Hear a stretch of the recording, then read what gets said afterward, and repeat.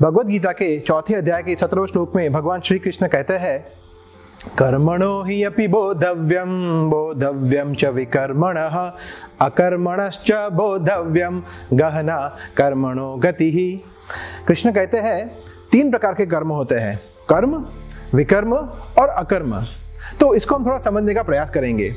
कर्म वो होते हैं जो अच्छे कार्य होते हैं, शास्त्र के आधार पर होते हैं, जैसे किसी की मदद कर देना, पूरी निष्ठा से परिवार का पालन करना या पूरी ईमानदारी से धन कमाना वगैरह। तो इन शॉर्ट जो पुण्य कार्य होते हैं उसको हम कर्म कह सकते हैं। और उससे बिल्कुल विपरीत जो शास्त्र के विरुद्ध होते हैं, जो पाप कार्य होते हैं, उसको विकर्म कहते हैं। तो शास्त्रों में मुख्यतः 4 विकर्मों का वर्णन है। पहला है मांसाहार, मतलब अपने जीव के संतोष के लिए किसी निर्दोष प्राणी की हत्या कर देना। ये घोर पाप है क्योंकि इससे दया का नाश होता है। दूसरा है नशा, मतलब ड्रिंकिंग, स्मोकिंग या ड्रग्स या किसी और प्रकार का नशा करना, इससे तपस्या का नाश होता है। तीसरा है जुआ खेलना, गैम्बलिंग, ये भी पाप है क्योंकि इससे सत्यता का नाश होता है। और चौथा है व्यभिचार, मतलब अपने वैवाहिक जीवन से बाहर किसी स्त्री या पुरुष से संबंध रखना, इलिसिट सेक्स, ये पाप है क्योंकि इससे पवित्रता का नाश होता है। तो थोड़ा अगर हम ध्यान देकर सोचे तो इस कलयुग में लगभग सभी लोग विकर्म में लगे हुए हैं। हालांकि उनको ये लग सकता है कि वो कर्मयोगी है, परंतु वो सभी लोग पाप कार्यों में जुटे हुए हैं। अवश्य वो टेक्नोलॉजी में आगे बढ़े हुए हो सकते हैं, मगर क्योंकि ये सभी पाप कार्यों में भी आगे बढ़े हुए हैं, वो बड़ी ही तेजी से नरक की ओर आगे बढ़ रहे हैं। तो ये बिल्कुल वैसे ही है जैसे एक गाड़ी 150 या 200 किलोमीटर की स्पीड पर आगे बढ़ रही है, मगर उसके ड्राइवर को ये नहीं पता है कि थोड़े आगे जाके ही एक बहुत बड़ी खाई है। तो जितना ही वो ज्यादा जल्दी गाड़ी चलाएगा उतनी ही जल्दी से वो मृत्यु के समीप जाएगा। तो हमें पाप नहीं करना है और हमें पुण्य भी नहीं करना है। अरे पुण्य भी नहीं? नो, क्योंकि जैसे ही हम पुण्य कर्म करते हैं उससे अच्छे फलों को भोगने के लिए हमें वापस ये भौतिक जगत में आना पड़ता है।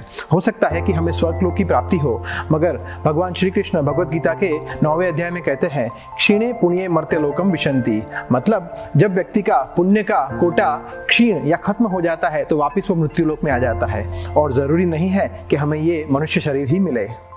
तो इस तरह वो फिर से जन्म और मृत्यु के चक्कर में फंस जाता है और कृष्ण के पास जाने के इस सुनहरे अवसर मनुष्य शरीर से वंचित हो जाता है।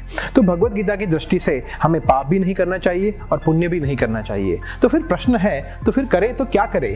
कृष्ण कहते हैं, अकर्मणश्च बोधव्यम, व्यक्ति को अकर्म करना चाहिए। अकर्म का मतलब ऐसे कर्म जो पाप और पुण्य से परे है, जिस कर्मों का हमें बंधन नहीं लगता।